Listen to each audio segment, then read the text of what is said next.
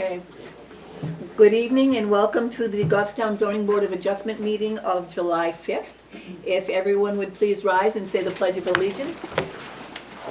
I pledge Allegiance to the flag of the United States of America and to the republic for which it stands, one nation, under God, indivisible, with liberty and justice for all. Thank you. Let's see, currently the zoning board has 5 members and 1 alternate. So if anybody's interested in serving on the ZBA, you can contact Town Hall to get some more information if you'd like. The board has a posted agenda for each meeting and tends to follow the items in order, but not always and not tonight. The board will open the public hearings on an application to receive testimony from the applicants, abutters, and affected parties, and to ask questions about the request. The public hearing will then be closed, and the board will enter into a deliberative session to discuss the merits. For each application, the board will decide to approve with conditions, deny, or continue to a later meeting. You're welcome to watch the deliberations here tonight, or you can contact Town Hall tomorrow morning for the results. For an applicant's request to be approved, there must be an affirmative vote of at least 3 members. An applicant can request a continuance if there's not a full 5-member board to act on an application. Tonight we do have our full board plus our alternate, so hopefully that's not an issue. If you're aggrieved by a decision made by the ZBA tonight, you have the right to appeal to Superior Court. However, before appealing to Superior Court, you must request a rehearing with this board to preserve your right to appeal. Rehearing requests must be filed within 30 days of the decision and state all reasons why the decision was unlawful or unreasonable. Failure to request a rehearing may forfeit your ability to appeal to Superior Court. I'm going to ask everybody to please make sure your phones are silenced for the meeting, and I'm going to ask the board to introduce themselves, and we'll start with Derek. Derek Horn, Town Administrator. Jason Cody, member. Judy Elaine, member. I'm Gail Lebrecq, Chair and Recording Secretary as well. Leonard Stewart, Vice Chairman. Alan Yaden, member. Denise Langley, member. Thank you. Okay, the first item on the agenda is the minutes to last month's meeting of June 7th. Do we have a motion or corrections or anything? I'll motion to approve the minutes as printed. Okay, I'll second.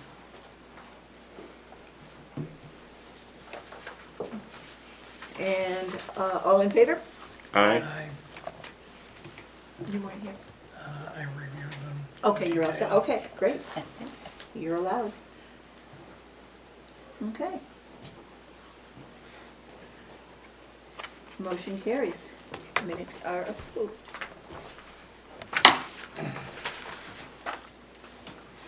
Okay, our next, what we're going to hear next is an application that has actually been withdrawn. EBRC Holdings LLC, owner and Circle National Club applicant, are seeking a variance to allow for functions with outdoor music entertainment on Lot 3 that's split zone commercial and residential 2 as an accessory commercial use to the abutting private membership fraternal or social organization or club, Circle National Social Club, which is permitted by right in the commercial district located at 550 Rockland Ave, map 15, lot 2, zoned commercial. The expanded use is permitted by right on the commercial portion of Lot 3 and is not permitted on the residential 2 portion of Lot 3. A variance is required per section 3.11B of the Goffstown zoning ordinance, and the property is located at Woodbine Street, map 15, lot 3, zoned commercial and residential 2. As I said, they have submitted a letter withdrawing their application. So I'm going to ask the board to make a motion to accept their withdrawal and take no action on the application. I'll motion to reject without prejudice, I believe was the right words, right? Do you want to use those words? It's up to you. I did look through the state's guidance on this, and there was no strict guidance or in your rules of procedure that you had to deny without prejudice, so you could act to deny without prejudice, allowing them to reapply, or as Gail mentioned, accept the withdrawal of the application and take no other action. Okay, so I'll motion to accept their withdrawal and deny without prejudice. That way it covers both. Second. I'll second that. Okay. See if we can be efficient tonight. Okay, all in favor? We will. Aye. Aye. Okay, that one's done. The next one is a rehearing request. Mark Scursy, applicant owner, is seeking a special exception under section 14.7.3 of the zoning ordinance to build a barn on a property that doesn't have a primary home located on it, is located on a lot that doesn't meet the 2-acre area requirement, and only has frontage on a class 4 road. Class 4? 6. Class 6. It's backwards. Okay. Variance from section 3.12 is also requested to construct the accessory building on a lot that does not have a principal residential use. The property is located on Incline Avenue, map 41, lot 55, zoned agricultural. The board granted a rehearing on this application on May 3rd, 2022, and it was continued from the June 7th, 2022 ZBA meeting.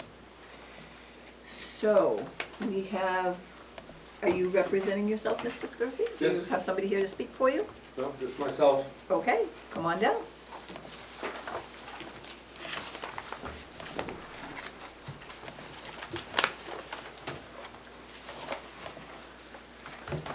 My request hasn't changed from before. Okay, this is a new hearing, so we Okay. want to get everything Okay. pretty much on the Okay. record.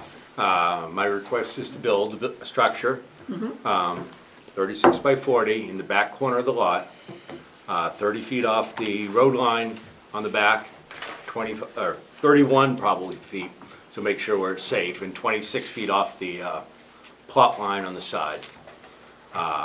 It's to be dug into the ground with the majority of the building on the backside submerged. 12 foot to house, farm equipment, machinery, other items along that line, and workshop above that. The rear side walls would probably be a foot to 2 feet above the current ground level on the back side, and with the roof, of course, peaked roof above that, spreading that going up. As you get to the front, for those that have seen the lot, it tapers down, and so more and more of the building would be exposed. So the front face would be large, the back section would be mainly the roof with a few feet above. That's less of an impact of the area to submerge most of it. And does the board have questions? This is to, store the farm equipment that I have there, the stuff that I use to clear the road, assist in the other agricultural implements for the tractor. Above that, workshop type items. Okay. Saws, planing, no commercial use. No commercial use. Yeah, no commercial use. Okay. Before we continue much further, can I have a motion regarding regional impact, please? I'll motion there's no regional impact. Second. Thank you. All in favor? Aye. Motion carries. Okay, sorry. No, not, this isn't what I do normally. So, Do you have anything else that you want to add? does the board have any questions? Does the board have any questions? You haven't changed anything about your plan. I really haven't changed That anything was from what I've denied a submitted. couple of months ago. Yeah, from a couple So months there's no ago, changes. basically, that, I want to dig it into the ground, Okay. to make it less obtrusive and go from there, Okay. And your, for the record, your request for the variance and your request for the special exception, your responses to those are the same?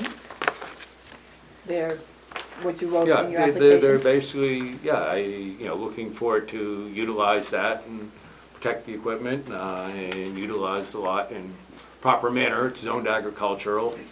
I have a garden planted on it right now because I didn't think we'd get too far, this summer, because going through these things take time. Mhm. And don't want to waste a growing season. Okay. Does the board have questions? Jason? Denise? Gwen? Mr. Sturzi, do you have any additional information to present on the effect on property valuations? on the I area? submitted when I got the rejection letter, which I'd waited, which was towards the end of the 30-day period, I reached out to a couple of real estate professionals, not people that I'd done business with, and both of those confirmed that it would not devalue the property values in the area.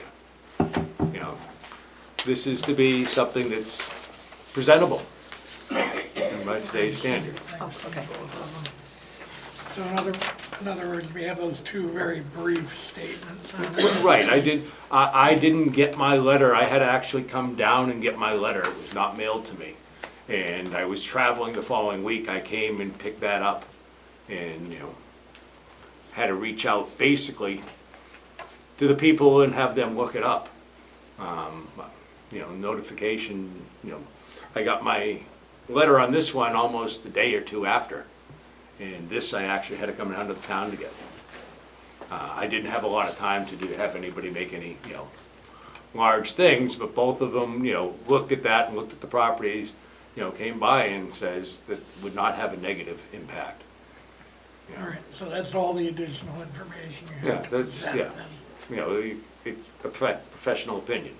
Personally, I think it would increase the values, but everybody's entitled to their own opinion, and I'm not a professional.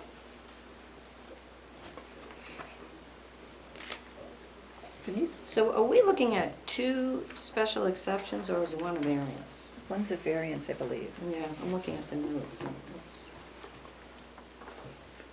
staff review note 2. Is that 2? Yes, one's a special exception to develop a non-conforming lot. Mm-hmm. And the second is a variance because this would be considered an accessory structure under our zoning ordinance. And this will not have a principal use. It doesn't Okay, have so a the residence. variance is... Is for that portion, for the accessory structure on a lot with no principal use. My primary residence is roughly 100 feet or so away from it. Around the I corner. guess it says special exception on 1 and 2, that's all. I'm just making sure that, am I reading something wrong?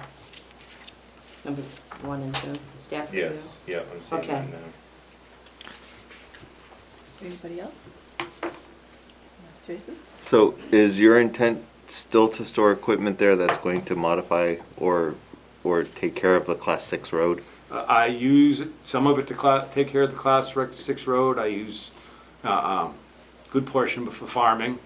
I have rototillers and, you know, normal maintenance type stuff to use on that, you know, chipper, the stuff that you would have with a tractor, you know, plows, graders, you know, had to till the soil every year on all the gardens and, you know, there's weeding, there's fencing that you take in the, you know, you take that stuff in a lot of times in the fall and you store it someplace along with the fence posts so that everything doesn't get deteriorated. Then try to set it up fairly close or whatever your wife has wanted for modifications. Because I want to be happy. Go ahead. So there's currently a shed on that Yes, piece there of is. land. Did you buy it with the piece, with the Yeah, shed? so that shed has been there for, I can't tell you how long. I've been up there for 40 years and I don't remember when it went on or if it was on there prior to that. Okay, I'm just curious what the shed was used for. It looks Right like it now was right now owned it- by the person across the street, What? is it? It's land? my shed. I have a generator in there right now to run the well for the garden. I also let the neighbor across the street store snow blowers in it. I've always been kind of trying to work with the neighbors. We're kind of a community up there. There's, you know, we take care of our own roads and items like that. And, you know, it's best when we lean on each other. But if I can clarify something, is there any sort of a homeowners association, or is this work that No, you do on a I- pro bono I- volunteer I- basis? Early on in life, I struggled and I shoveled. Now, at this point in time, I've had the privilege to be able to afford a little bit of equipment. And I don't charge anyone. I go around and I snow blow. And I, you know, help to keep the roads clear for emergency vehicles. Because some of the people up there, you know, are up in age. And, it seems like, the worst time to get up there is the times when they need to get up there. So I do what I can, do that. I pull out an occasional Amazon truck nowadays, because they seem to be everywhere. I'm not the world's best drivers, but, help my neighbor, But again, strictly I'm volunteer not work. charging anybody. No, there's no association. I'm not paid by a group. I'm not asking for money. I'm old school on that way. Go ahead, I Alan. have a couple of questions. Sure. What's with the sign that says no trespassing private property on your road? What road that says no trespassing private property? Going up to the driveway? Going up Brassard? Yep. Brassard is actually, that was approved by the town to put up. And it says private, right, what does it say? Private driveway? Private not drive, enter? Do not enter.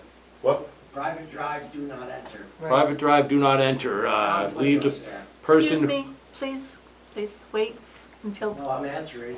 Nobody knew, so I knew. Okay. So, I did not put those signs up. Another individual, I think the one that worked on the dam, got approval from the town to put it up. That road actually is on my property. the whole road? Just past that, it goes onto my property, and as you come past my garages, it's 100% on my property. The road is actually supposed to be about 10 feet from the yellow house on the other side. But like a lot of the roads up there, nothing was ever put in. It was a dirt road that, used to wash out, and, it used to wash out all the time. We were constantly out there fixing it, which was part of the equipment. We'd get it fixed, and sure enough, Mother Nature'd make it rain, it'd downpour for 2 hours, and we'd have ruts big enough to lose a Volkswagen in it, and we'd be back out there trying to fix it. Or a small We've since, paved it, and with some help, and some of the neighbors that were able to pitched, and, I paid for the rest with another neighbor. We agreed to, not hold anything against anybody who couldn't, but at the same time, it was best for us because we were doing all the maintenance work on it. And it's been a blessing, not having to get the equipment out and fix ruts every time it rains and washes out. And, it also helps at the bottom because then dirt's not washing down to the road on the bottom. Washing into the gullies there, and, it was good for everyone. Go ahead, Alan. Just a question. In comparative size, how would you compare the size of your proposed building to your neighbor next door? Oh, it's much bigger. The neighbor next door to where the building is, the Maxwell House or the Shoemaker? Sugarmaker. Shoemaker. The building is by far. The home he has was really just a summer camp at one point. It's one room, a bedroom, and a bathroom. So Okay. that is by far much smaller. It's not going to be next to his house, it's going to be towards the back corner built into the ground. It is definitely larger, absolutely. Derek, I have a question for you. Does the town own the right-of-ways up there? Incline Ave, the road that runs, I guess, on your map that's in your packet below it, but it's actually to the north of it, is a Class 6 road that's owned by the town. And then, I don't recall the name of the one that is behind the lot, but that would be owned by the town as well. It's either a paper Okay, so road there's or... clear paper road. Yes, so Incline, which provides the access, is a Class 6 road. I remember right, there was a subdivision plan recorded for that whole Yes, mess. Okay. yep. Any other questions? Lynn? Denise? Not at this time. Not yet. Alan? I'd like to hear what anybody in the audience has to say, please. I'll open it up in just a minute. Jason? I don't have anything else. Judy? right now. Not at this time. I do want to make a comment while you're here so that you can also comment back if you have any. The Conservation Commission considered the application, and their recommendation is that they don't recommend the support of granting of a building permit being issued for a structure on a Class 6 road. Okay. I May just I want- ask what their reasoning was? They didn't give one. Okay. They just don't recommend building on any Class 6 roads. It was my understanding.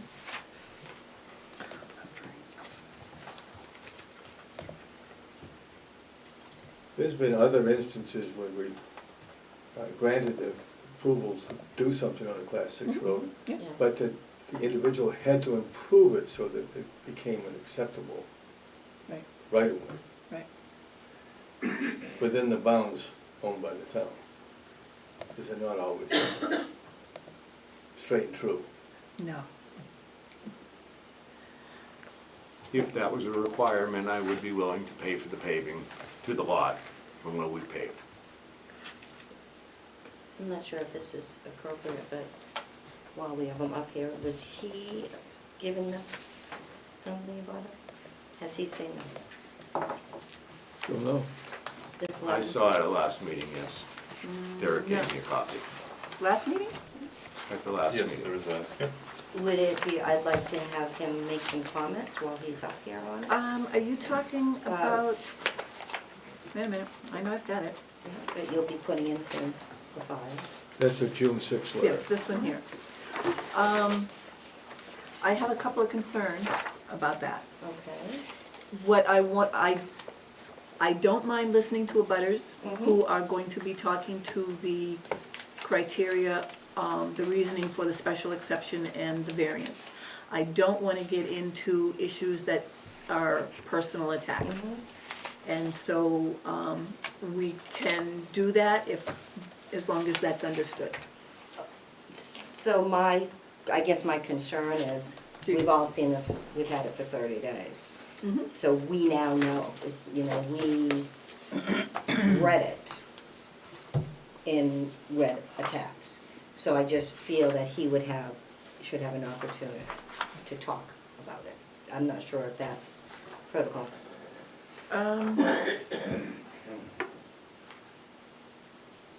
Derek? I think he's got the opportunity, it's still, Mr. Scurzy still is at the table, so I guess if he wanted to add any comments, he could, and then you could just limit him as you see fit. Most of them are false, exaggerated, or flat out lies. I don't want to get into it. I think neighbors should get along. I feel very poorly. I didn't like the fact of the way I've been treated on it. I'm very unhappy with the things he said. I've decided not to sue him for libel. I want to get along with my neighbors. Do you have a particular question? I really Well, don't I want to guess get my into this question, contest. I do have a particular question. Okay, because then I would be happy to I answer did it. drive up there. Yeah. And it was, a comment was made about the garden, and I'm just curious. Which car?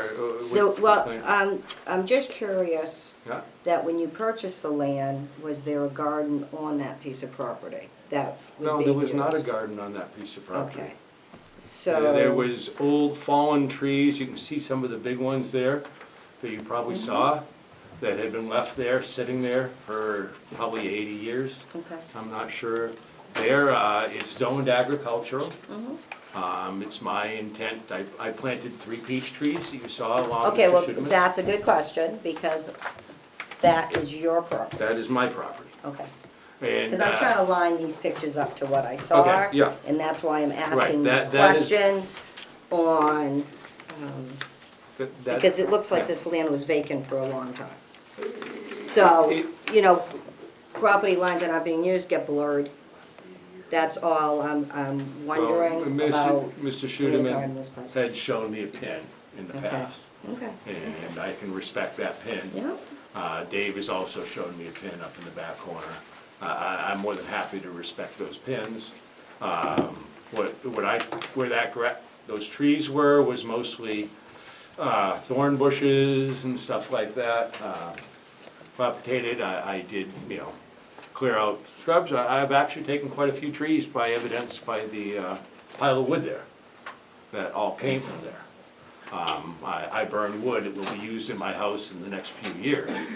I won't be burning it all this year. I probably won't be burning, I still have a pile in my regular yard. But I'll be burning that, and it's my intent to, I've planted 3 peach trees.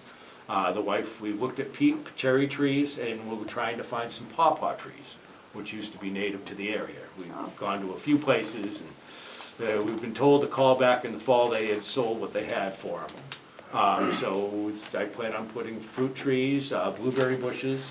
I need to thin the ones out I have on the property, they're too close together. And I plan on having garden there for the most part. As I get wood for heat and stuff, I'll probably cut it there. You know, it's an agricultural type lot. You know, I wasn't trying to make it into any commercial type thing. I'm a little old for that type of stuff. I'm not even sure how many more years I'll be able to cut my own wood and split it. You know, may I be blessed with many more, That's right. but we don't know that for a while. That's it? Okay. Anybody else? Alan? Len? Gail, I did look up the Conservation Commission minutes from that meeting, and the only comment there, and I'm paraphrasing, was that they didn't feel that there should never be, or one of the members had felt that there should never be an addition to a Class 6 road for a building. That was the only thing I saw there.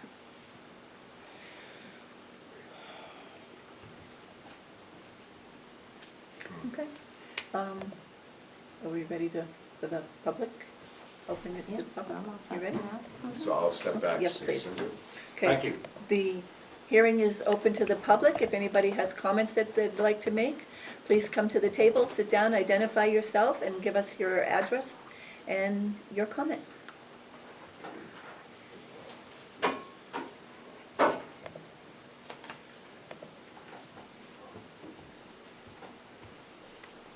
My name is Brian Cameron. I'm the son-in-law of Edward Schooneman, who lives in the house adjacent to the property in question. Or Edward Schoonemaker, as Mr. Scurzy put it earlier, being a neighbor who's lived with him for 40 years. So, Are you speaking on behalf of Mr. Schunman? yeah, he tends to, he can't hear very well. Okay, I just wanted to be sure, because if you're not an abutter and you're speaking, I want to have it noted Just- what the connection is. Perfect, yeah, no, usually, that's why he talks a little bit loud back there, 'cause- Okay. yeah. So again, aside from taking the personal piece out of it, you know, there's an abundance of opposing, whether it's a variance, whether it's a conservation law, whatever it might be, there's plenty against this whole thing from the get-go. Nothing new has been presented to overturn that. Anything that's been presented in this paperwork here is just exactly as you see it. You know, whether Mr. Scurzy wants to pursue libel, there are photographs to go along with what's been put in here, so that's aside from the point. The other thing too is improving, you know, a Class 6 road.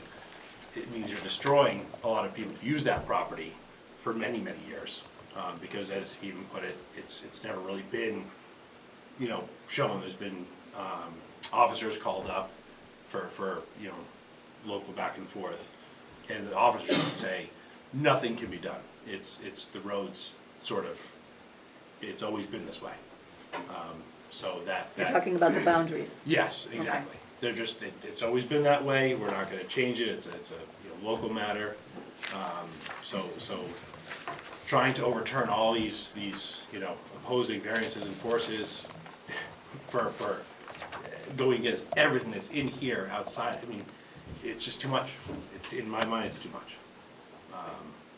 And in addition to that, I think, not to make this personal, but it was brought up before, you know, helping the local elderly. You have 2 elderly gentlemen here in opposition of what's trying to be taking place, and no one in support. And that's all I'm gonna say. Okay, So, thank you. well, thank you. Is there anybody else?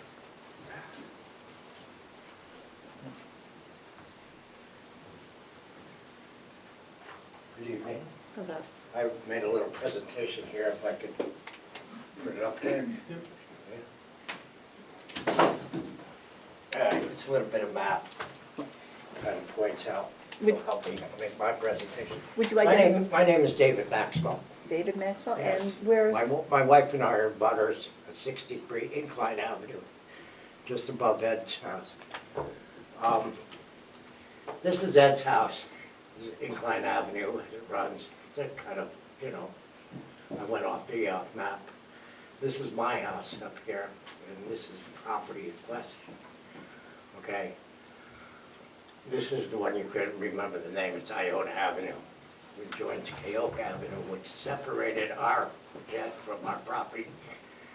As far as I know, Howard Leonard has dissolved this, and this is still owned by the town, although it only goes to our property. So basically, we're the only one to use it. I've maintained it for the last 33 years that I've lived up there. I was born in the house in 1955, so I've been up there for 67 years. 67 years, I've looked out my front door and seen trees. I've had shade on my house, I've had shade on my roof, I've never had it overheated. But in the last year, my quality of life has diminished quite a bit. Because that whole lot was all wooded. Now it's nothing.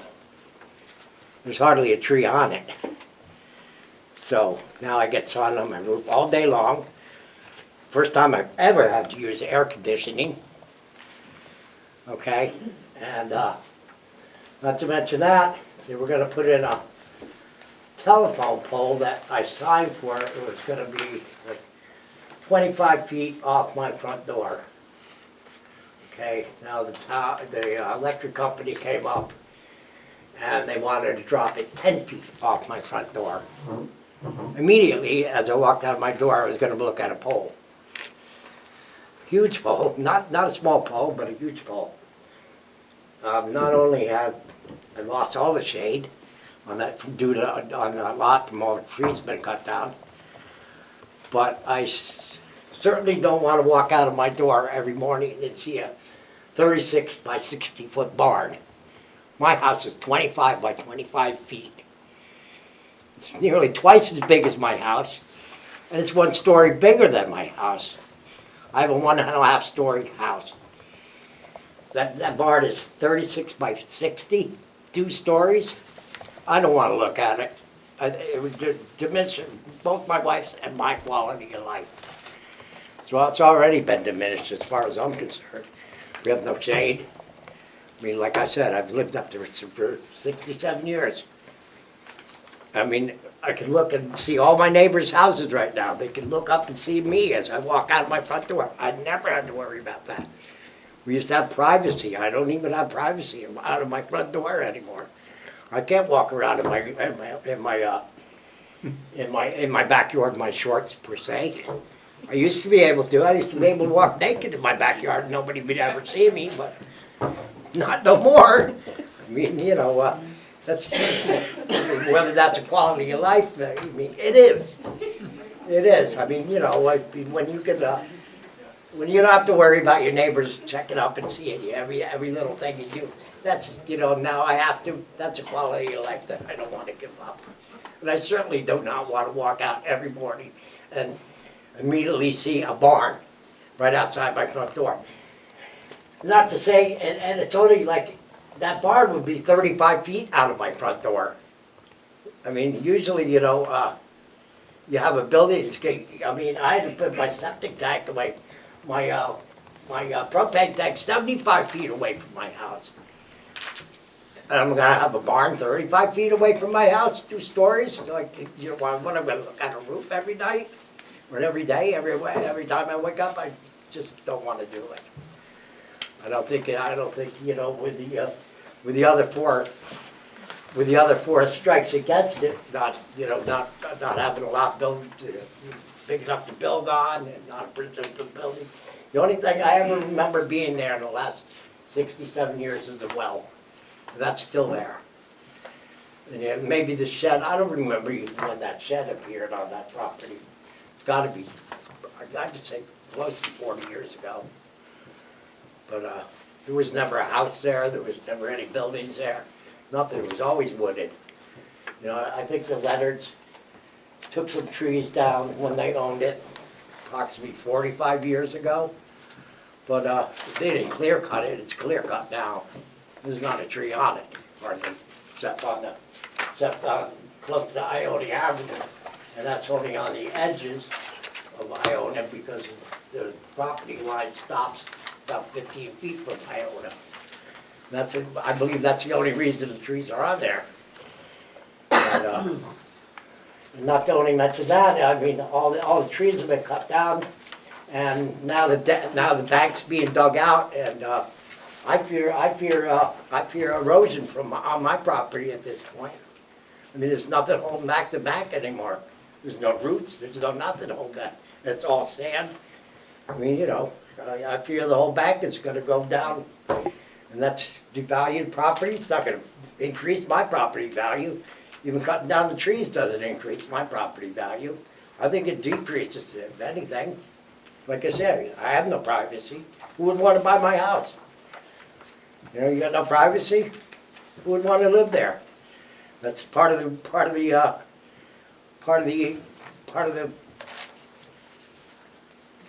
goodness about living up there is privacy. You know, we live on a classic road. You don't hear sirens. You don't hear cars going by. The only thing you hear is acorns that fall on your roof. If you have oak trees, I cut mine down. But you know, like I said, quality of life, I think if this happens, is just got to diminish for both Ed and I. I mean, you know, at this point, I don't see it happening. I mean, when he said he was going to build a barn, it was going to be for animals. When I was first told it was going to be a small barn. Now all of a sudden it's turned into a 36 by 60, two-story garage for tractors. How many toys do you need? You know, you need a barn that's a 36 by 36 by 60 barn to store tractors and toys in. I don't see it. He's already got a five stall garage already. I mean, how many really? What else do you need? You know, I got a 20 by 20 shed. That's more than enough for me to store stuff in. I mean, you know, I really don't. That's my take on it. And as far as valuing property, I don't see it happening. I don't see increase in value on anybody's property up there. For you know, for having a barn on it and a garden, how's it going to increase my property value? That's what I get to say on that. Does the board have any questions? No, not at this time. Just out of curiosity, how many oak trees or how many other trees do you have on your property? Oh, I keep a lot of trees on my property. Yeah, I didn't look at yours. Most of all this back here is all wooded. This whole side is wooded. The town property here is all wooded. The only thing that's clear is even separating my septic area, is pretty much all wooded. I mean, everything surrounded, all this property is all conservation property. So that's all wooded.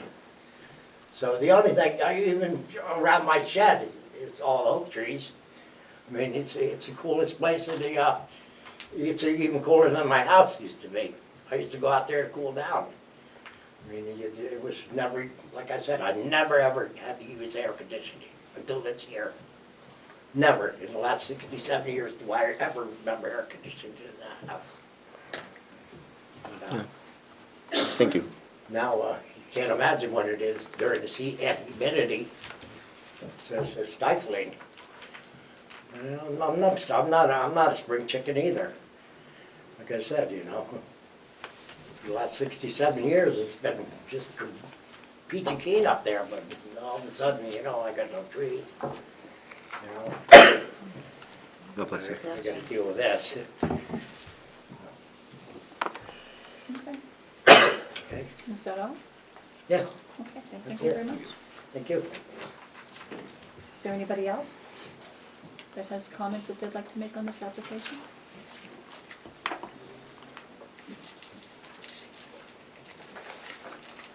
None? Okay. Then the public hearing is closed and the board's going to deliberate on this. And, Alan? Gonna let the applicant Oh, yes, speak thank you. again? Thank you.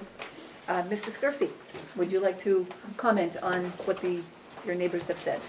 Oh, it was not supposed to be 60, it was only supposed to be 40, it's only supposed to be 40. The So- pole, I'm sorry, Dave, you know, we tried to put the pole where we wanted it to be, to make him happy. We were gonna put the pole there to try to make, excuse me if I butcher his name, Ed or Mr. Schudeman, you know, I'm not good with names, because he didn't want it going in front. So we asked if we could do it in back. So we approached Dave and we put stakes where we wanted to. Public Service moved, or Eversource or whatever, moved the stakes to where they want, because they wanted it lined up with the way the poles are. So- I didn't have a say in there. Dave doesn't want the poles there. They can go down on the road. Unfortunately, that's not gonna make Mr. Schudeman happy, but I just need power for the well to run it for the gardens. And regardless of whether the structure is granted, I intend to farm it. Mhm. You know, which zoned agricultural is my right. Yep. Denise? No, you look like you had. I had one other question for Yeah, Jason. Chris. So if the building is approved, it would follow all the setbacks? It would follow all the setbacks. I would probably give an extra foot to make Just- sure that, you know, because the lines are a tad gray, even though we know where pins are. You know, I don't need it to be out so far that I need to swish it in. I want to build it into the bank to submerge as much as possible. You know, unfortunately, Mr. Maxwell would, you know, look at a roof. You know, it's 25, I believe, is the setback from the side, so it would be 26 feet off, but his house is very close to the edge of the lot. His stuff wasn't followed way back. Okay, so your garage would be 36 by 36 by 40. 40, not 36 by 60. Okay, and the poles would, the Well, the the pole in pole, he question? doesn't want the pole there, so the pole's gonna go on the road. I'm not trying to make anybody unhappy. And do you have a choice in that, or is that Eversource? Well, where the pole went was Choice, where we had that if we were avoiding the road and coming off the pole that was on the town property by Mr. Schudeman's, okay, they wanted to follow a direct line of the way the wires are and not turn the wires. Because if they turn the wires, I guess they need to put a stabilizer, and the road that Dave currently uses to get up, you know, to his property across the town property is there. And, you know, you can't really drive through a stabilizing wire. So they wanted it to be a direct line, so after the pole, they put the stabilizer wire so that it holds the pole, because it's the last pole in the line. Since Dave doesn't want it there, I'm not trying to make anybody unhappy. Then we go where it's entitled to go, and that's in the roadway. Okay. Again, my question though, is that your choice where it what? goes? Is where the pole goes your choice or Eversource's choice? Eversource listens to the people that are there, because they're trying to do a service to us and provide electricity. They allowed me to ask where I wanted it, and then based on that, they told me where it would go. Okay, the place for the pole that was marked originally up by Dave's was on my property, but it was close to the edge of the property. And then the stabilizer wire has to be another 10 feet off. So if it's, you know, 3, 4, 5 feet off the edge of the property, and then they have to go another 10 feet, you're now 15 feet, and you're close to where the garage was intended, okay, which is if you're digging and excavating to put a foundation in, you have to have some space. You can't undermine their guide wire. So if he doesn't want it there, then it will come down the road where the front section is, and the pole will be there before the driveway on the property says they need another stabilizing wire that would go down there. I think they placed a couple stakes and are, inquiring and going that route. And, because all I'm looking then to do is, regardless, if I don't have the building, put temporary service, so I have ways to power the well and, the other items.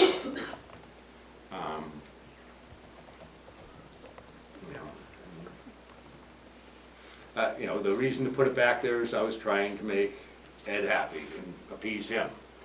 And at the same time, Dave could use a new service to his house because the wires wrap around the edge. I thought it was a win-win. We did mark it further away, and Public Service moved it. Okay, But it's not my decision where everything goes. okay. I have 2 questions. Go ahead, Denise. Okay. What's the height of the barn gonna be to the peak of the roof? The cave on the front, From the front? on the front, it would probably be to the peak, probably 28 feet or so. On the back side, it would be closer to 10. Okay. I didn't do the actual factors, that's just, Sure. a rough. Sure. Yeah. Do you know when the last survey was done, or is everybody relying on the pins that are there? I don't know when there was many surveys done. I know we had to have one done there, but, Dave has showed me a pin in the back corner by the Okay. telephone up there. Ed has shown me a pin by where his corner is.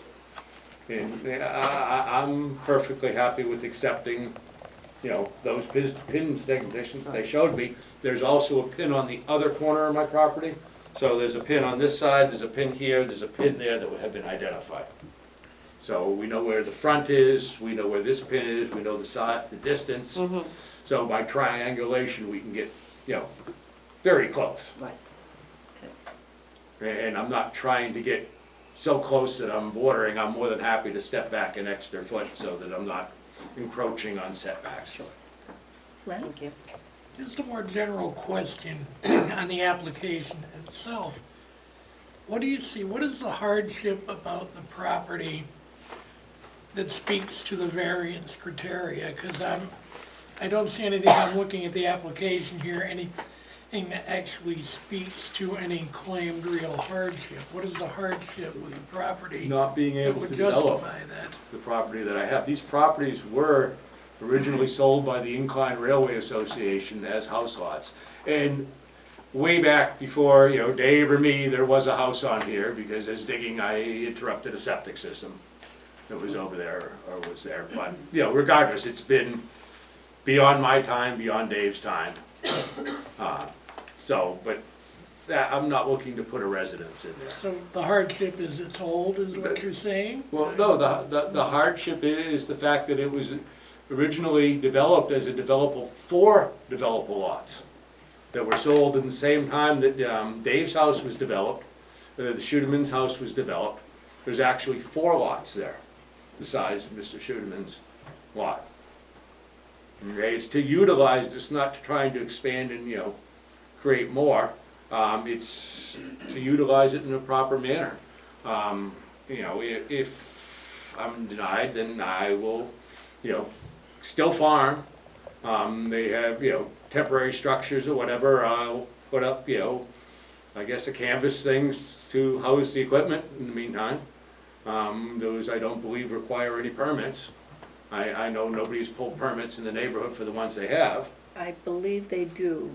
You can have, Okay, you can then have had- sheds, you can have sheds and that type of thing, but it's a limited square footage before you need permits. I Okay, for a canvas structure on a metal frame like a tent? believe so. You have to meet setbacks. Yes, Okay. you need to meet setbacks and depends on the size. Depends on the size. Yeah. Because there's quite a few in the neighborhood, and. I would say, no, I'm not There's paying attention a again. lot of violations per se, there. But I need something to cover the equipment, so if I have to have, if it's limited by size, then I'll have a few to cover the equipment. I'm trying to do something that looks better, that, the structure's actually gonna cost me quite a bit of money. My wife would, be honest with you, be very happy if I don't and not spend the money on something like this that she has to spend on other things. Okay, I want to step back to the hardship for a minute, because I still don't hear an answer that really answers the question the way that needed to be answered. And that owing to a special condition of your property that makes it, that distinguishes it from other properties in the area. So what's different about your property compared to the others in the area? Well, it's larger. Okay? It's larger than the other lots. There's 4 lots there that were originally supposed to be buildable and did have the structure on there. What? Oh, I thought I heard something.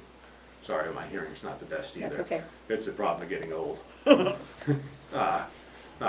You know, the equipment, you know, as it is, deteriorates and takes a lot of maintenance, you know, after winters being out in the cold and stuff like that. And looking to utilize it in the agricultural form that it was and protect the equipment. And hardship would be that the equipment is not protected and not able to utilize, you know, the items that are there. You know, and the intention, you know, agriculture is own lot. Okay. Anybody else? Alan? No. Glenn? No, Denise? Nope. Jason? No. Judy? Okay. Thank you. Is there anything else that you want to add before we start to deliberate? You know, for myself, I'm looking to do this, and what will be, will be. Okay. Okay, board. Yes, Denise? I think he was clear on what his hardship was. It's a buildable lot. It was subdivided. Other people were able to put houses on many, many years ago. This was undeveloped. If it was a small lot, I'd question it, but it's a large lot. It's almost 4 times some of the lots, which is fine. But I think that's a hardship. And I think he did say that, not understanding what the law is. The hardship is he wants to build on a piece of property that he owns that was developed to have houses. Have a house. Have a house. Well, So, let's talk about that. yeah, I had a piece to add to that too. close the hearing, Gail. Oh, Anyway. Sorry. Yes, sorry. Yes, we're going to close the hearing and the board is going to deliberate now on the application. Okay. Yeah, I mean, so that's my comment on that. Okay. Alan? Make a motion to deny, based on the fact that it doesn't meet the public interest, the spirit of the ordinance is not observed, and it will diminish the value of surrounding properties. I don't think we finished. Well, he Talking. can still make Oh, a okay. motion and we can still discuss. Right. Yeah, now we'll just discuss it. Did you have Oh, questions or comments to add? Well, I was going to say that if this was an agricultural building, this wouldn't even be an issue. If he wanted to build this and he wasn't clearing the road, he'd be housing equipment used for agriculture. That would not be, there would be no problem with this building. Why is So, that? because it meets all the setbacks, and it's an agricultural building in an agricultural zone. But it doesn't meet the lot size. It's the dimensions that are, it's not the use that's in question. It's the, Lot size. where are we? No, I don't think Because it so. doesn't have No, it to build a barn on a property that doesn't have primary home located on it. And, Right, so there's no primary home. and again, the variance is to construct an accessory building on a lot that doesn't have a principal residential use. Right, but it has nothing to do with the size of the building, No, it's, right, or the size of the lot. it doesn't, So I say the same thing. I mean, even given, you know, when I asked him again if he was gonna maintain the roads and everything, he's still saying yes. So But- it's, yeah, but that's not part of the application. that's not part. If I may. Mhm. So, as spoken here this evening, the lot above him has a separate lot across the street. He has a 20 by 20 shed. No residence on that lot. I missed it. He showed it to us this evening. And it is a different lot.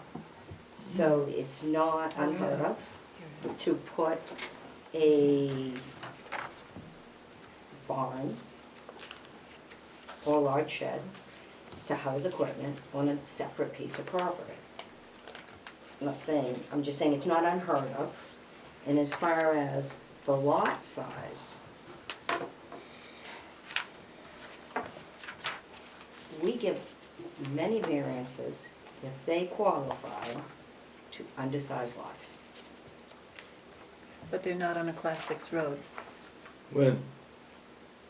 And When? when do we give a variance for, for an addition on an undersized lot? I'm not gonna start listing them, hundreds. There's been a couple The since I Class was here. 6, and a lot of houses up there You're on a right. Class 6 road. So this one particular lot, so we've stopped the building. I mean, I understand the neighbors want peace, I get that. But it's not their property. No, he can use this He property. can use it, he can cut the trees, I mean, we can't stop that. Mhm. So what we're looking at here is whether he's gonna house his equipment in a barn, or he's gonna house them some other way that will be perfectly legal and maybe a lot less attractive.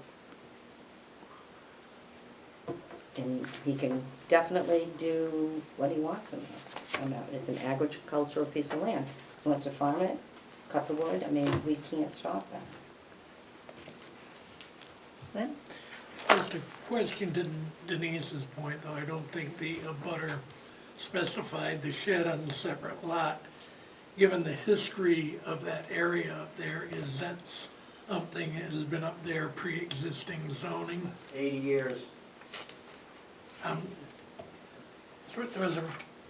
That was a rhetorical question to Denise, but that would be the question, whether that lot precedes the zoning, which would make it grandfathered.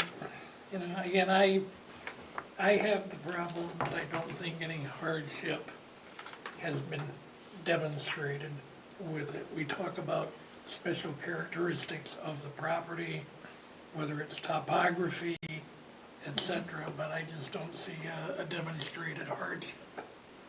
I agree with you on the hardship. I didn't see it either. You know, and I tried to draw it out, but there was no special condition of the property that distinguished it from others. And then I was also concerned with the magnitude of the use with this shed. And the, as it relates to property values, I know we have the realtor's opinions that it's not gonna reduce property values, but putting myself in those shoes, it's not something that I would wanna see. And there were concerns of, the residents that expressed concerns of erosion, loss of privacy. Those poles are still up to, you know, the applicant said that he can give his input, but the choice is still up to public service. And those poles are potentially going to be in places, or that one pole is going to be in a place where it could be a real eyesore to an abutter. So I have a big concern about that. The fact that it's 40 feet instead of 60 feet is a little bit better, as far as I'm concerned. But I also don't think it meets the substantial justice requirement, because it sounds like it's totally, the magnitude of it all is totally disrupting the neighbors and their life. And I don't think that's within the spirit of the ordinance, to disrupt a whole neighborhood, so that's my thoughts. So we're gonna go back and forth, and that's why we're here, right? Mm-hmm. Everybody wants privacy. Mm-hmm. Then you have to own all the land around you. I mean, you can't hold somebody responsible Oh, for no, somebody I else's. know, I Well, you understand mentioned that. it. You Yeah. brought up. Well, I said that you- they brought up the issue of privacy. Okay, But I don't personally think we can take that into consideration, because they don't own the land.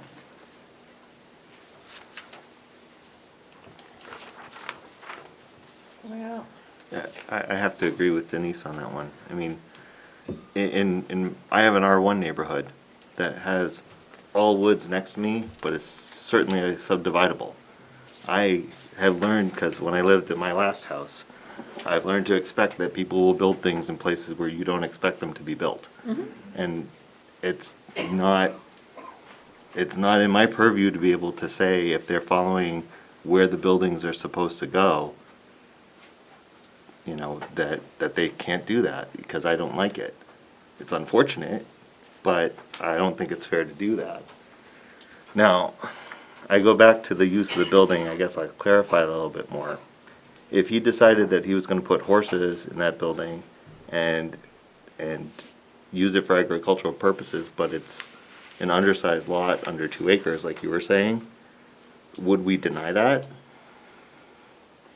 Probably not, because it's an agricultural building, an agricultural zone. Like, the principal use of this building is for agricultural purposes. And then I take that and I agree with what Denise is saying, is it's a hard thing, but I don't necessarily think it's a right thing to do to deny the person who purchased the property.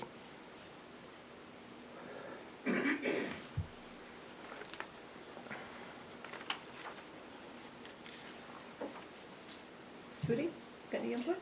not yet. Not yet?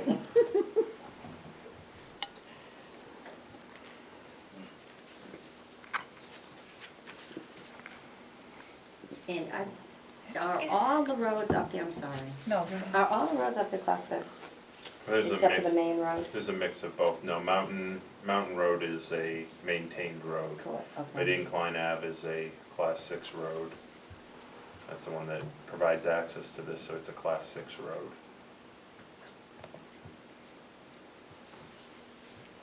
But all those small roads, so Yeah, Mountain many Road's of the, those- oh, Mountain Road's the only maintained There's town the road. maintained one. up All there. the other roads here are class 6. Class 6, or if, as you go further up into the woods, there might be paper roads. Okay. If, I mean, just, if we were to approve this, I would, like we've done on others up on these class 6 roads, request that it's surveyed, that the pins are in the correct position. If we were to do that.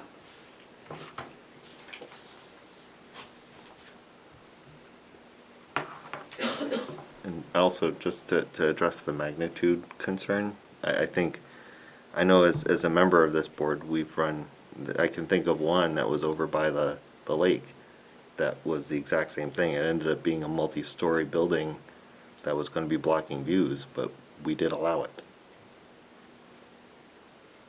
So, there is precedence there for that being done that I'm aware When of, was that? Each application is during. 4 or 5 months ago. Each application is deemed on its own merits.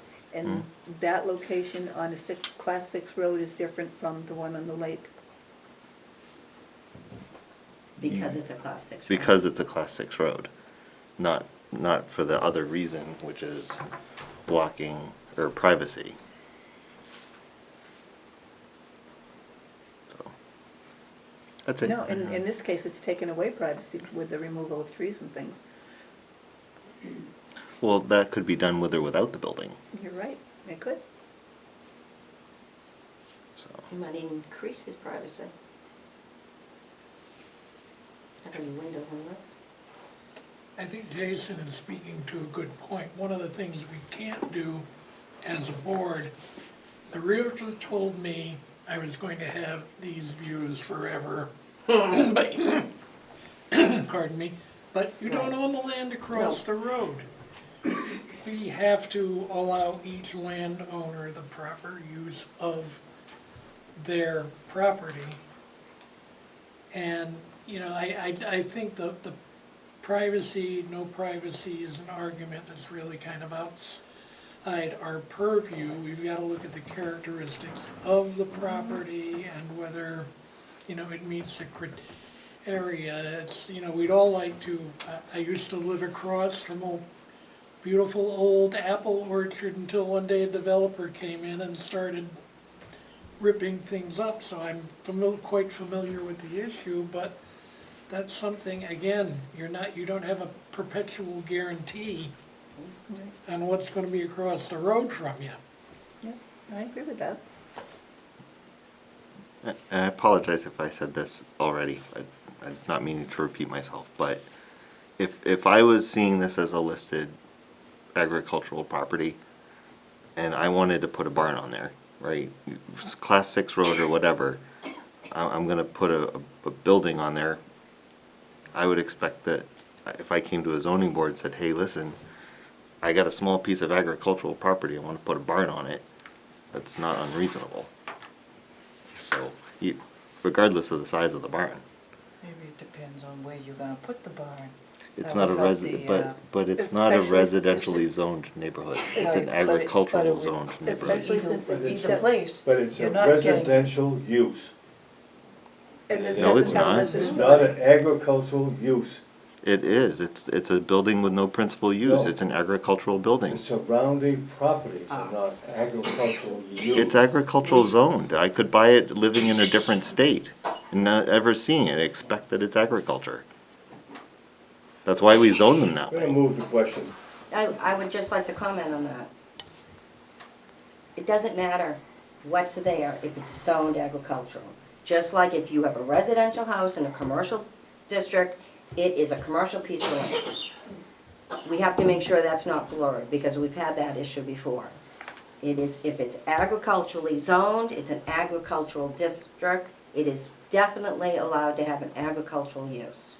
Everybody there can have an agricultural use. Okay. I guess So that- had this application come in and the barn would have been located in the center of the lot, not that this is a zoning issue, would this even be discussed at this extent? I don't know. I'm asking the board.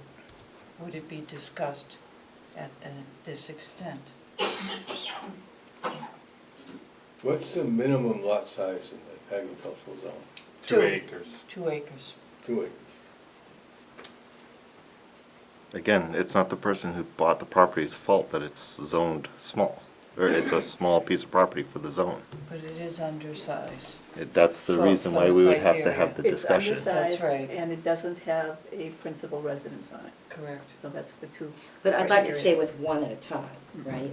So it's undersized, but it's double the size of a lot of lots there.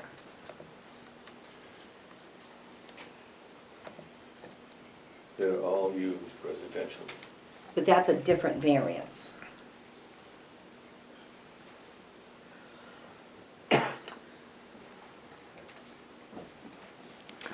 Procedurally, do we do variances, then special exceptions, or the other way around? I can't ever remember. We went with the variance last time, so that's what we're doing this time. Didn't we? Doesn't Yeah. one cancel And we the never other, though? considered the special exception because the variance was denied. Right. So if the Okay. variance is approved, we Okay. go on to the Yeah, special so exception. all right, so If it's the not, variance then first, okay. the special exception's a moot point. So, the variance.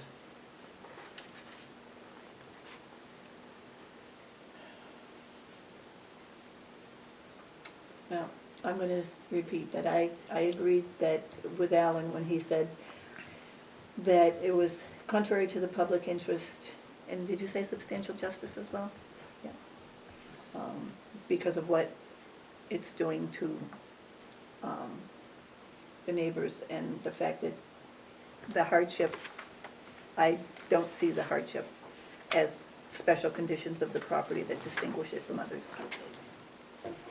So, Alan, I'll second your motion. Actually, I'm sorry, Gil, can I ask a question again? Oh, sure. So which one of these is the variance and which one is the special exception? Because in the staff report, it's both, they're both listed as special exception. Now I don't know which one's which. So it's seeking a special exception under 14.7.3, because it is a lot that does not have frontage on accepted street. I'm sorry, it does not have the required amount of frontage on a class 5 or better road, and it is an undersized lot, so that's under number 2 and 1 a little bit.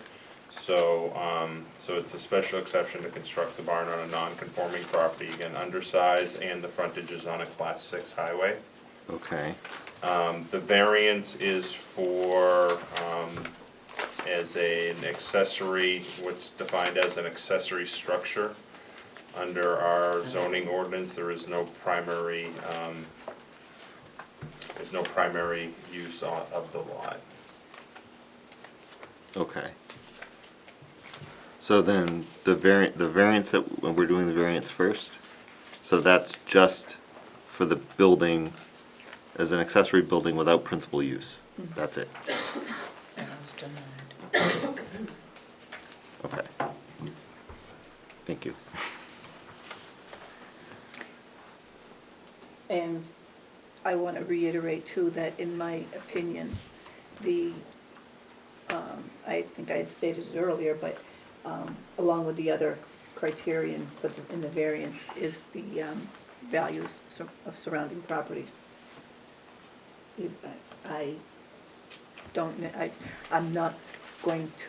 I'm just going to say I don't necessarily agree with what the Realtor said.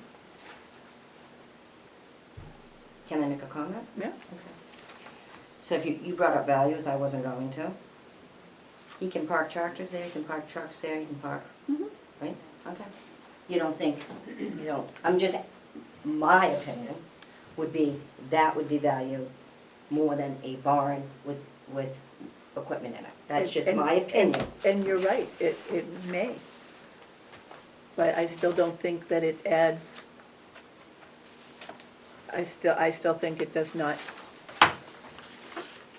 I think that it will negatively impact the values of homes up there.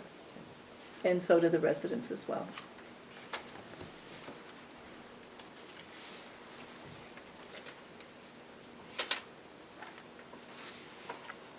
So there's a motion and a second. There's a motion and a second. What's the motion again, please? The motion was to deny because of the, that it doesn't meet the, that it doesn't, it's contrary to the public interest, substantial justice is not done.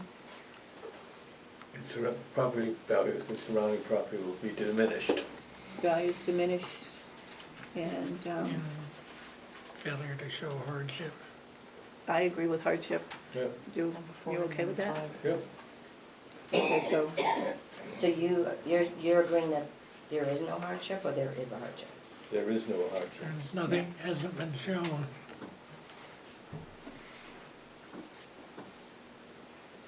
yeah, it's all the same thing, well, a lot of them are the same things that I had mentioned at the initial hearing that we had.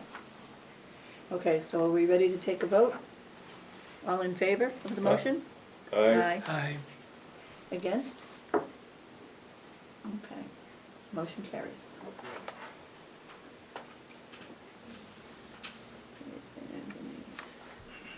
So the variance is denied.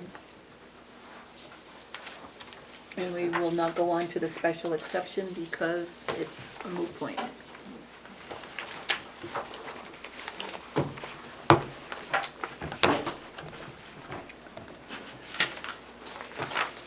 Okay, our next application is Kathleen and Thomas Langlois.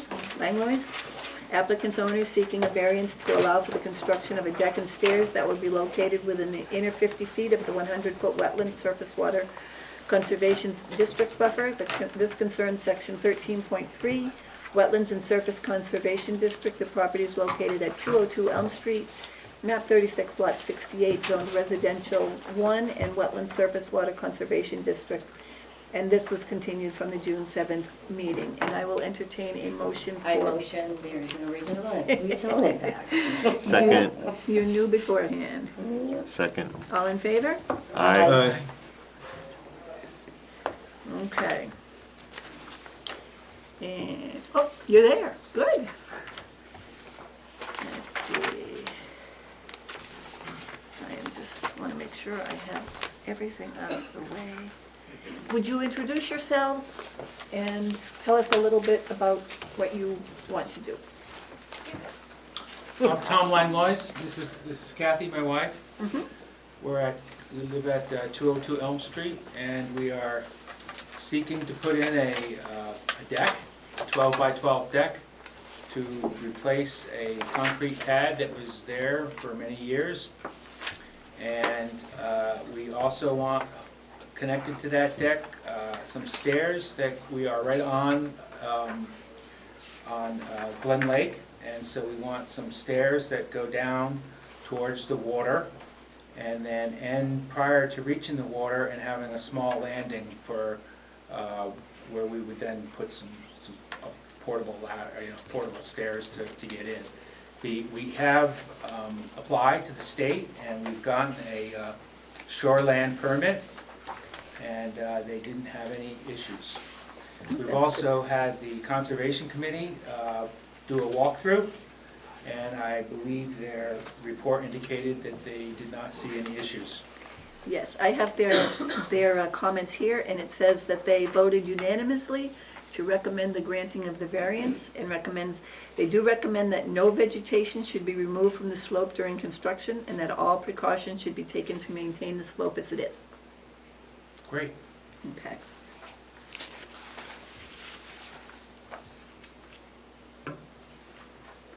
Okay. Is that it in a nutshell? Yes. Okay, does the board have any questions? Do you have the actual verbiage from the Conservation Commission as to what they said and what was presented? This is, I only have what they wrote up. Who was it that inspected the property? I think, well, they went out and they did a Who walk. was they? I believe David Neiman, Amy Pollock, maybe? Okay. And there were 3 of them that went. Do you remember the names of the individuals that went from the Conservation Commission? Collis. Collis? Okay, and Collis. So it was Sue Tucker, Collis Adams, and Evelyn Miller. Ah, okay. Okay, I was on. Madam Chair, was there a packet made for them? I don't have a packet for them. It It was was from in last week month. here. Last month's Oh, application. I missed or it, yeah. Packet. Okay, You want to see mine? yeah, sure. Thank you. You're welcome. Okay, anything else that you want to add? Does the board have any questions? We heard this a lot last month, so as we discussed it, we had to put it off because of the walk, the site walk that the Conservation I Commission was see, doing. Okay. So does the board have any questions? I don't have any. Okay, board has no questions. Do you have any questions? No, I don't. Okay. All right, then, if you have nothing else to say, then I'm going to open this to the public. Is there anybody back there who wants to comment on this application? Seeing none, then I'm going to close the public hearing, and the board's going to enter deliberations. Thank you. Denise? I'm ready to make a motion. We went through a lot of this last week. We You did. have Okay. a vote on reading the impact at the Yes, last we meeting. did. Yes, we did. I And- just did it. And too. she just did it too, so.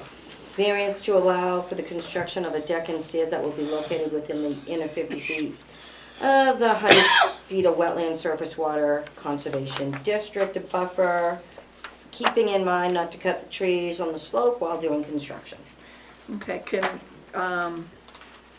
Requesting that you don't cut trees. no vegetation should be removed from the slope during During construction, construction. and all precautions should be taken to maintain the slope as it is? As stated in the Conservation Commission note to the zoning board. I'll second. Okay. Okay, so we have the motion. All in favor? Aye. Aye. Any against or abstaining? None? You're good to go. A lot less painful this time? Yes.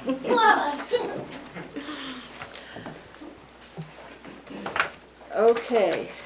Our next application is Ryan and Jamie Goff. Yeah, nice jump. Applicants owner seeking a variance to allow for a deck to be attached to the house, an existing pool that does not meet the 30-foot rear property line setback requirement per section 4.3 Table of dimensional regulations of the Goffstown zoning ordinance. The property is located at 44 Laurel Street, map 14, lot 55-3, zoned residential 2. And I will entertain a motion for regional impact, please. Motion is no regional impact. Second. All in favor? Aye. Aye. Motion carries. Okay, are you Ryan? I am right. You're not Jamie. I am not. Honestly, I prefer her to be here. She's much more eloquent than I am, but she's with the kids. Okay. Tell us about Don't- your application. She's yelling at the TV, don't worry. Yeah, right. So we have submitted a variance application to replace an existing deck off the backside of the house to an existing pool that is going to attach. And as a result, the pool and the deck separate are within setback rules. However, once attached, they are now falling within those lines. How does that happen? So the pool by itself may, if it's under 600 square feet, may fall under the accessory structure setbacks of 10 feet from side and rear, but then once you start adding decks to it and that footprint of it grows, at that point exceeds the 600 square feet, then Gotcha. Needs to meet the regular setbacks. Okay, So the deck is planned to be removed, or actually the lower level has been removed. It was pressure treated wood. We're trading it out for Trex. I'm jealous. And it doesn't, with the exception of one neighbor, there's sheds and trees that avoid any sight or air issues, not diminishing any value of the neighbors. And the one neighbor that actually does have visibility to the deck, it hasn't changed with the removal of the old deck. She has the same sight as she had before. With discussion with her, she has no issue. Which neighbor is that? That would be, I gotta get the list. Leavenworth? Curran? What's that? Leavenworth? No, it would be Meardeck? Meardeck. Okay, Ooh, Betsy at 46 Yep. Lowell Street. okay. So, and again, if anything aesthetically, she's looking at something that looks a lot nicer. Or would be looking at something that's a lot nicer than what she had done before, so. Okay. Okay, just by reference, we don't need to go through the variance criteria that you wrote. They're gonna be in the file as part of the record. Is there anything you want to add to what you've written? No, I think everything that I had put in the application is anything that I would want to convey to the group. Okay. Does the board have any questions? Denise? I have just a quick question. So the deck isn't gonna go closer to the property line than the house is currently? No. Thank you. Alan? Lynn? No. Judy? No. Jason? Okay. Then you can stay put just for a minute. I'm going to open the hearing to the public. Is there anybody back there that has questions or comments that they want to make on this application? Seeing none, then I'm going to close the public hearing and we'll get right back to you. Okay, what's your druthers, board? Well, it's rather interesting that when you extend the deck to the pool, now the pool becomes part of this, the craziness. Right? Yeah, we don't It really, requires there's a no degree. distinction in the zoning ordinance of once you start building onto it, so it does become complicated. And we probably could improve the language. Yep. I have no issues. I mean, it's not going closer to the property line than the house is, as is. No. It's not gonna be an eyesore. And all the neighbors have got pools too. I know, they all do. I looked at that, I'm like, Yeah. And like you said, it's an improvement. yeah. So, I'm ready to make a motion. okay, do it. I make a motion to grant the variance to allow for a deck to be attached to the home at 44 Laurel Street. And an existing pool where it does not meet the 30-foot rear property setback requirement. Okay, do we have a second? First submitted site plan? Per submitted site plan. You want a submitted site plan? No, per the submitted site plan. Oh, per the submitted. He gave us a sketch. It was a very nice sketch. Yes, it was. Yes. Better than most. I'll second. Okay, I agree. okay. Motion carries, I'm jumping the gun here. All in favor? Aye. Motion carries. What's that? Thank You're Great, you're good. thank you. Thank you. Good night. Bye. Okay, next we have Zachary and Timothy Oulette. Applicants owners seeking a variance to allow for an addition to an existing home that will be located 6.25 feet from the side property line, whereas a 15-foot side property line setback is required per section 4.3 Table of Dimensional Regulations of the Goffstown zoning ordinance. The property is located at 31 Higgins Street, map 17, lot 161, zone residential 2. And I will entertain a motion for, Gail, I'm sorry, first, before we start, I'd like to recuse myself from this one. you're going to recuse yourself? Yep. Okay. And that means, Judy, you're going to be a voting member tonight.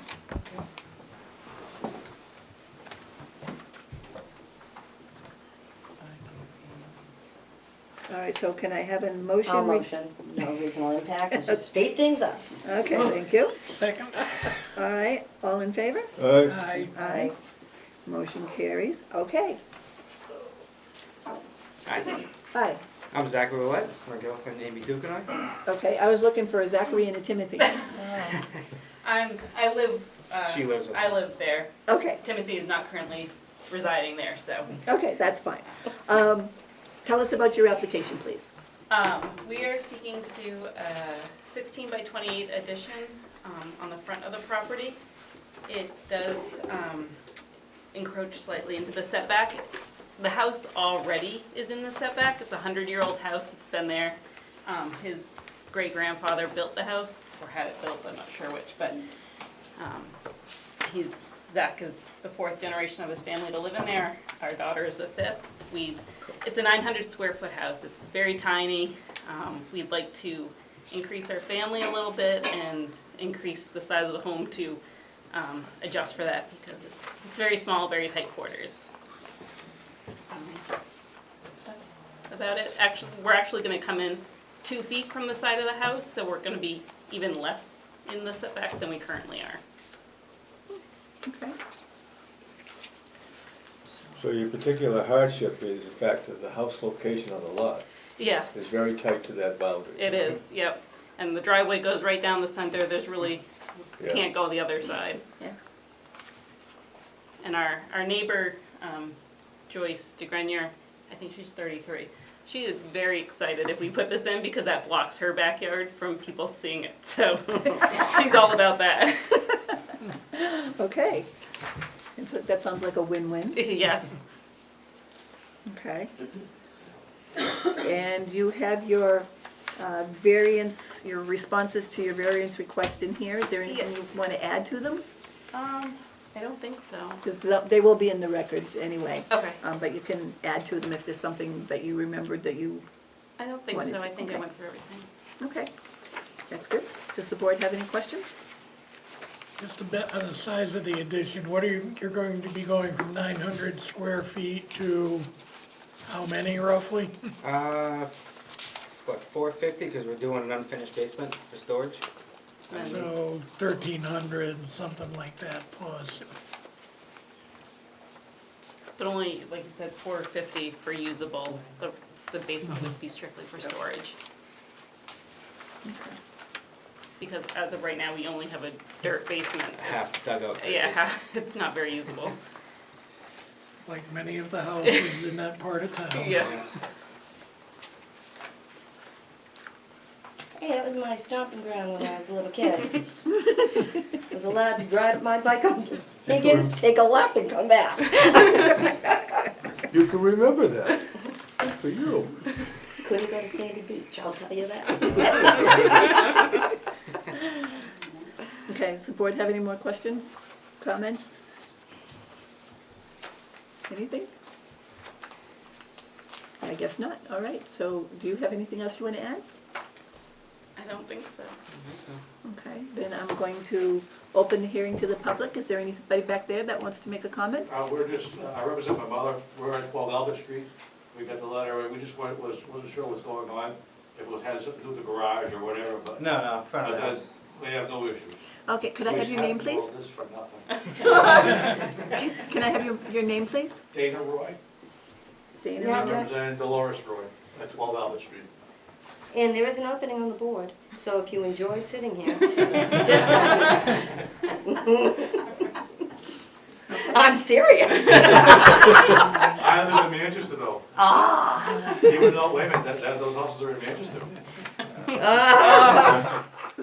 Nice Gray try, area. nice try, Denise. Yeah, that's all we're concerned about, was if it has something to do with the garage or, coming back towards our property and stuff, but no big deal. Okay. Good luck to you, I mean, we were there since, what's her name? Aline, Ellen, Ellen? Yeah, my grandmother? yeah, very, very nice lady. She used to come over, cut those trees down on the back, whatever you wanna do whatever you can. Like, good luck to you. Thank you. All right. Oh, boy. Thank you for coming. Oh, so you gotta wheel me out of here. Take care, thank you, boy. Thank you. Okay, so I'm going to close the public hearing unless is there something else you want to add before I close the public hearing? Okay, public hearing's closed, the board's going to deliberate. And board? I have no issues. Huh? I have no issues. I No. looked at the I don't property, either. read the packet. I'm just waiting for somebody else's motion. I'll make a motion. Good, good. Ah, yay. Okay, great. I'll make a motion that the applicants, Zachary and, it's not Timothy, it's Amy? No. He's the applicant though. Okay, That's so Zachary. Zachary Olet, approve the variance that the home at 31 Higgins Street be allowed to put on the 16 by 30 addition on the front of the existing family residence. Okay, As shown on attached sketch or site plan? Yes, as shown on the, They gave you a sketch with the dimensions. yeah, as shown on the sketch. okay. And do we have a second? I'll second. All in favor? Aye. Aye. Motion carries. Okay, so Jason's going to be back to voting again. Alright. Okay, you made your time work very, very. Thank you for being here. I did, yes. Okay, and our last but not least, Hawks Motorsport, applicant owner seeking a variance to allow for the construction of a 4,800 square foot office, retail, and maintenance shop with outdoor display areas on a lot that doesn't have 50 foot of road frontage is required per section 4.3, table of dimensional regulations of the Goffstown zoning ordinance. The property is located at 186 Mass Road, map 5, lot 49, zone commercial industrial flex. And could I have a motion regarding regional impact? I motion no regional impact. Second. All in favor? Aye. Aye. Motion carries.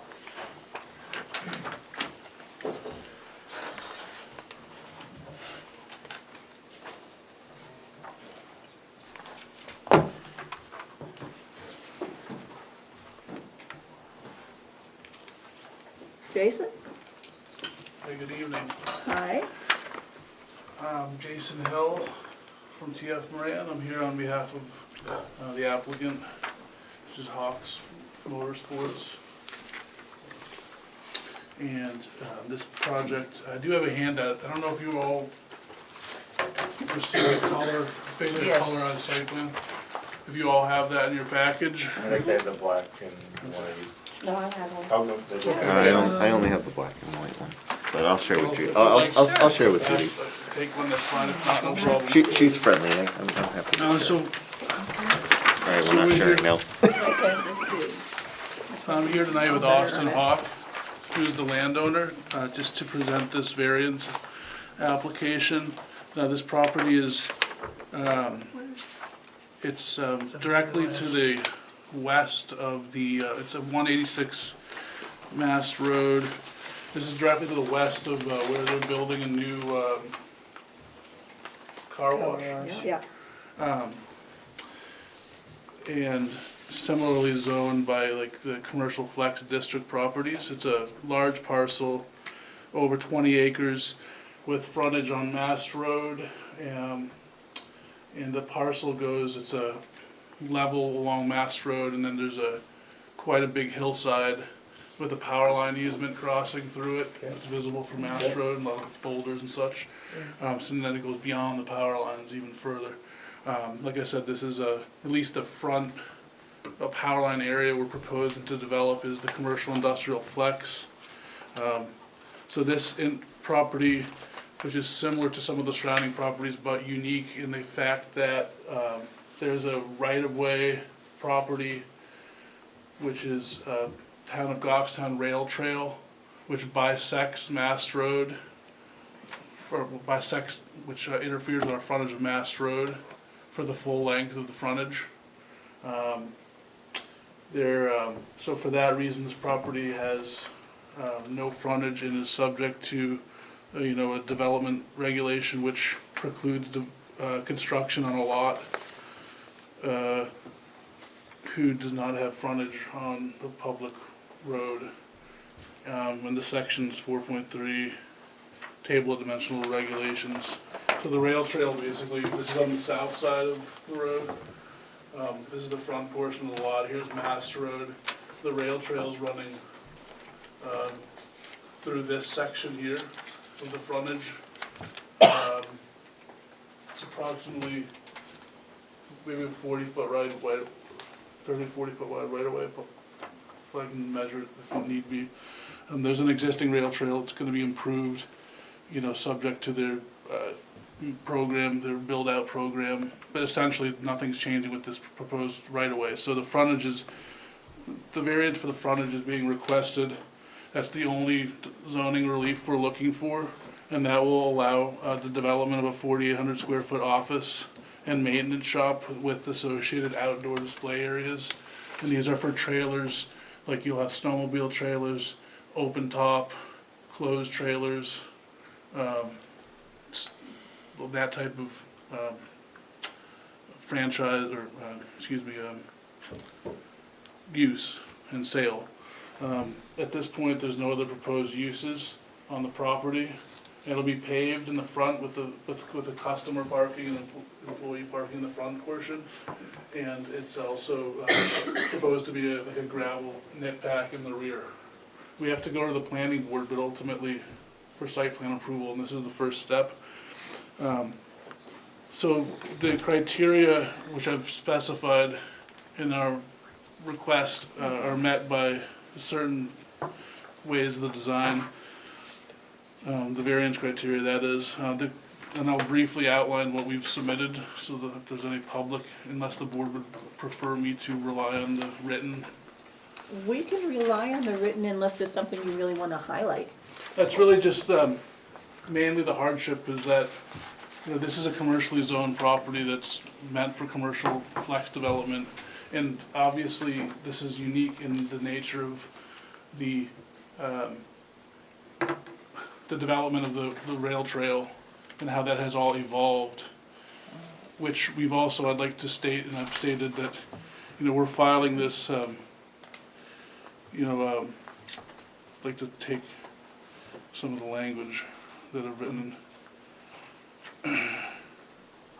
In order to advance to the planning board approval for these site improvements on the property, the applicant is making this application to the town ZBA without prejudice to this property, to his property rights in the rail trail, and reserves the right to pursue these rights further in the event that relief is not granted. And this is just relative to there was some research that we had done with regards to the actual ownership of the rail trail, which we are just for future development right purposes, we'd like to state that we're making this application to seek relief without prejudice, such that if there was any future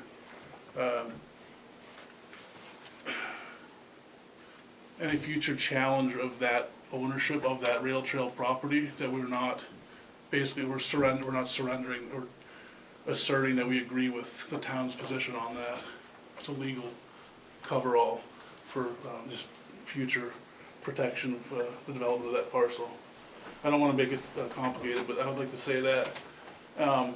And really, I just want to get back to finally, and I'm sorry that I'm being kind of long-winded, but this property could not be developed whatsoever or improved with any structures if, you know, due to this special condition, if this variance is not granted.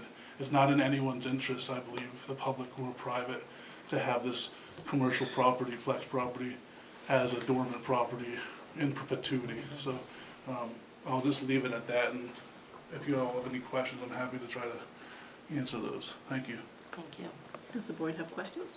Used to have a house on it, so it Yes, was it did. occupied, it was being used. And had a driveway. It had a driveway. Mhm. And secondly, how'd the car wash get through here?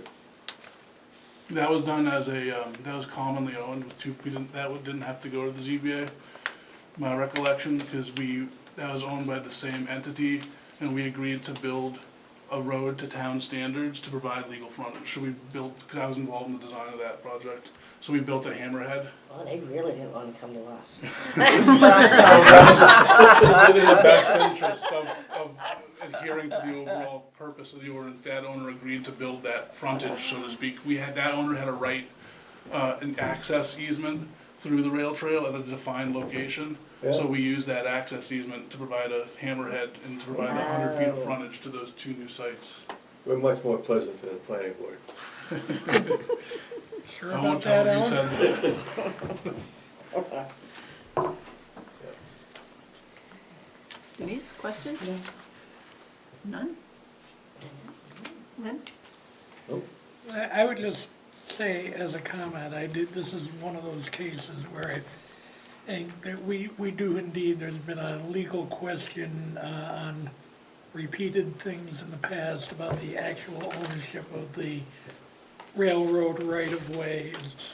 After, I think that's kind of beside the point in this. I think that the variance is necessary to allow proper development of the land, which you're correct, this property is almost in perpetuity because I've lived in town 30 years and this has been vacant property with a for sale sign on it for 30 years. I think it's an appropriate development for the site. Thank you. Ditto to a lot of what you said. Just haven't lived in the town for 30 years. Almost. Kudos. Jason? I haven't lived in the town for 30 years either. Oh, no, I have no other questions. 21 for me. Put it this way, that applicant's father, I knew him, he was quite a bit older, 50 years ago, and I lived in Penobble as a kid. It's a long time. Well, so did my wife live in Penobble. What else is new? Feel old now when I tell him. Did you have questions? Judy, do you have any questions? No, not at this time. Okay. The real question, of course, is what's gonna happen to the old Ford dealership building on the bottom of Wallace Road where your client has been for a number of years, so Yeah, I don't have the answer to that, sir. I wasn't expecting one. Okay. Board has no questions? Okay, then we will open this to the public. Is there anybody back there who wants to comment? This is the last application. You guys are all still here? Are you all here for this? To hear what's up? Huh? Is this open to us? Yes, if you want to talk, you gotta come to the table. Oh, It's not okay. about this. We're here for the withdrawal of the ordinance, variance from the Circle National Club and the EBRC.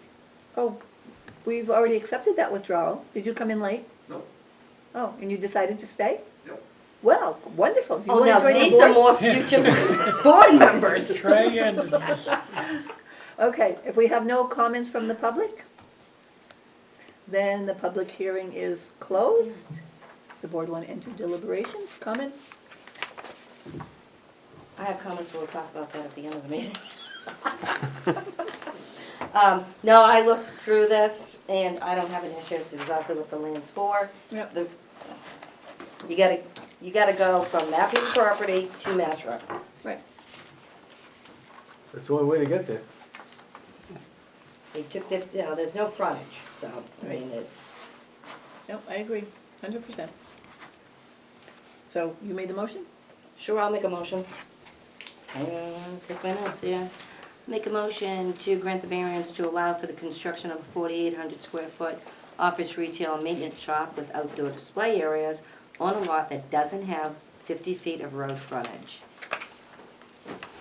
I will second. Okay. All in favor? Aye. Motion carries. Short, sweet, and painless. Yeah. Appreciate it. Okay, do we have anything else?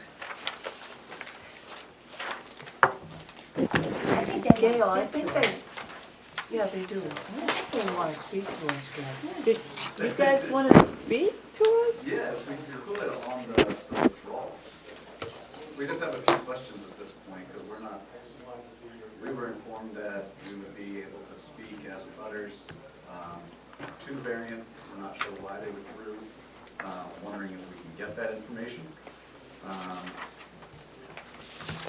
Provide a copy of the letter that was submitted on Friday afternoon.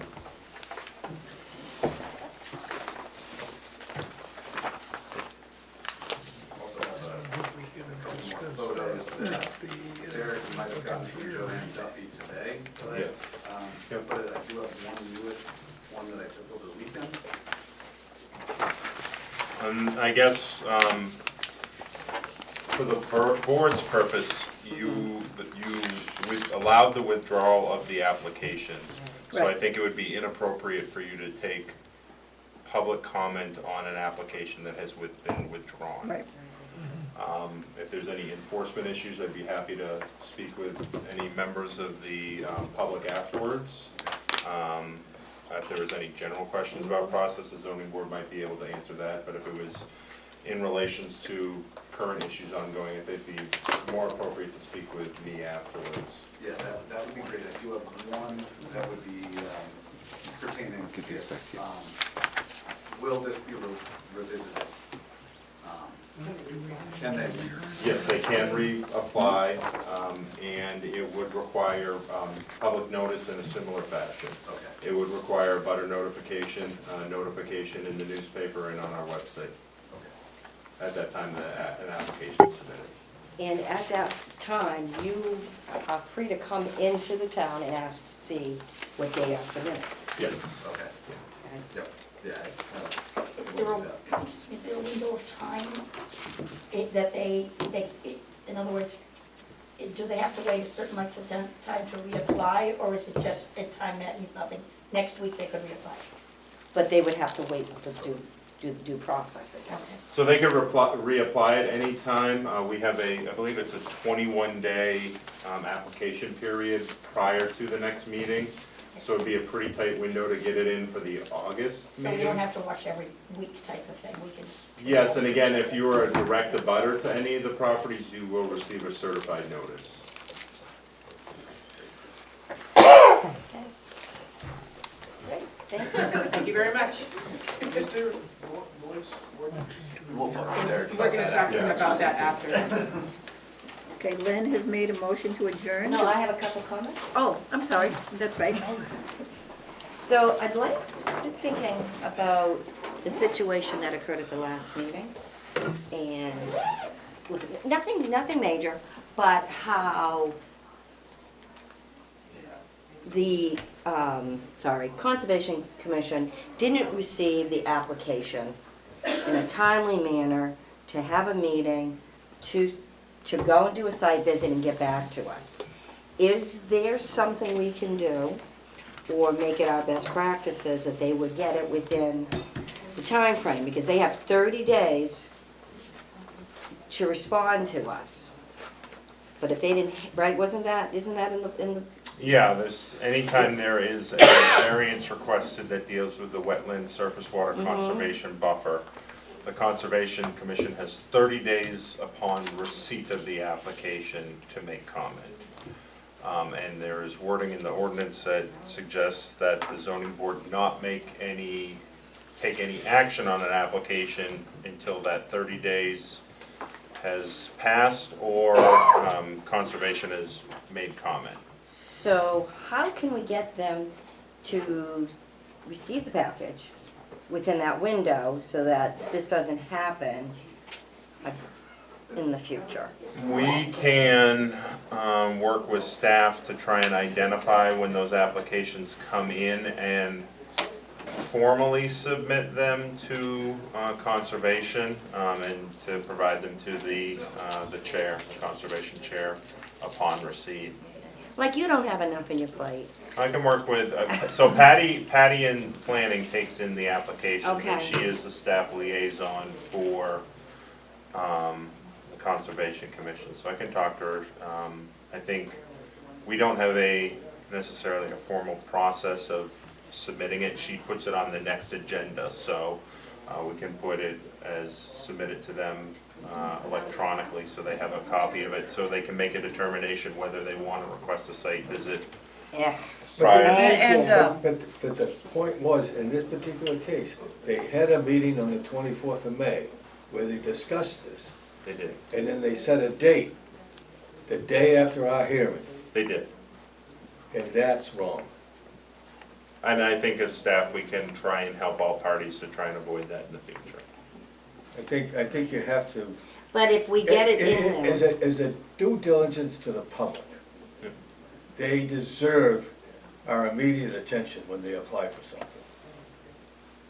Also too, can we request the copy of the Conservation Committee's report on the case?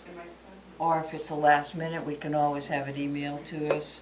So we tend to put it in our staff reports. If Patty provides me a copy of an email, I tend to include that in your staff reports.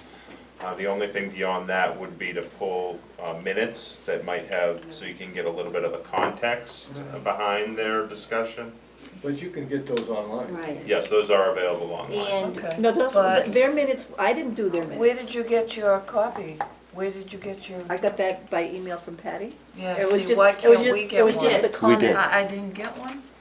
Didn't we all get that? Did I I got not it. get, did I not see it? Maybe I didn't see Yeah, it. it No? was, I have an email here that it appears to have yours, but it might have gotten Just lost or. very brief. Just Yeah. got It through just it, came I in, didn't yeah. see it, But- okay. Actually, I was gonna comment on that. Like you said, it was very brief.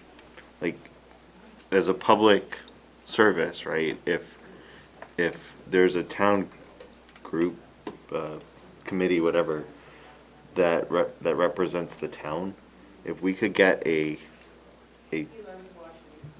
better explanation, for lack of a better term, of why, as an abutter, they're objecting to something, I think that would be fair. We can make that request of, again, they're an advisory board, so they They can also come to them, right? that's a little bit more complicated. Because they but can't represent the. They would have to appoint somebody to represent them at a zoning board meeting. Yeah, on this particular one, the minutes to it were done by because they were not a quorum. And the minutes were just done by one of the people that walked it. They just wrote a very brief summary. It was nothing like, Oh, that was the The walkthrough one. sidewalk, yeah. Yeah, But the for the sidewalk. other one where they were acting as an abutter, not the conservation committee, it would have been nice to see, Somebody here? well, it would have been nice to see something a bit more official than this. Substantive. Like Yeah, what? yeah, like we would want to hear from somebody who is an abutter that, isn't gonna give us a reason other than we don't like it, Well, in this particular case, the state gave them all their Right. permitting. And they just give us a recommendation. Is that correct? Planning and conservation, is it even a recommend? No, Comment. it's a comment. It's all they have to Because I make. know That's right. the planning board has gotten away from recommendations on whether or not to grant an application, because that is the purview of this board. They will make a The comment. comment. So, That's for the- example, the comment that they made about the Hawks Motorsport was, if approved, a site plan application will be required. That was their comment. Right, which we all know it has to be, so, Yeah. but it was just good. Okay, my second comment? Sorry, guys, I know, I'll get you out of here in 2 minutes. The rail trail.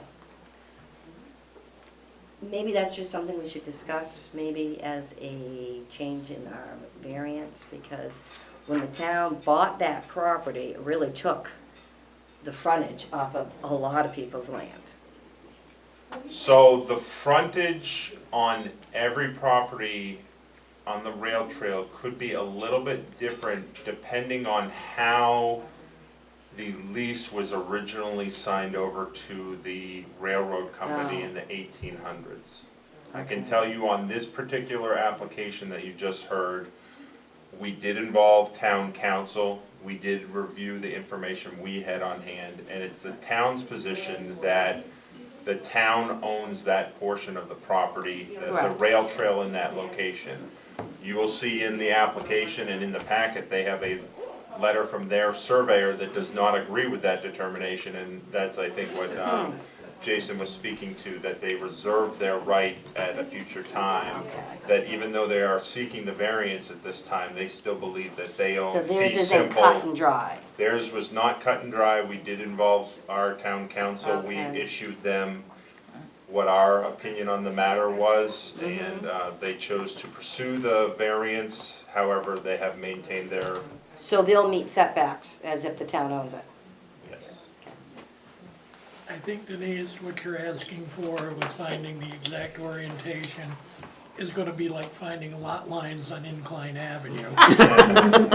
You know, just because so much of this is pre-zoning and they did a lot of things, as Alan It'd be a can tell nightmare you, if they started footloose and putting fancy pins. free. I've been up there and worked up there, only to find 3 pins representing one corner.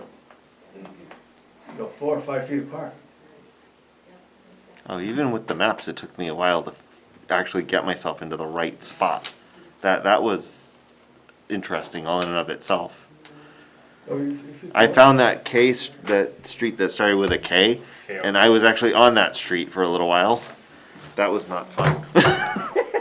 Hey, I went straight to Incline, the hiking trail. I was gonna say, how many of the trolley houses are still standing up there? None. None? None. Okay. They're all gone. We have the motion to adjourn. Can we have a Second. Second. All in favor? Aye. Okay, we're done. Sorry to keep you. That's okay. These are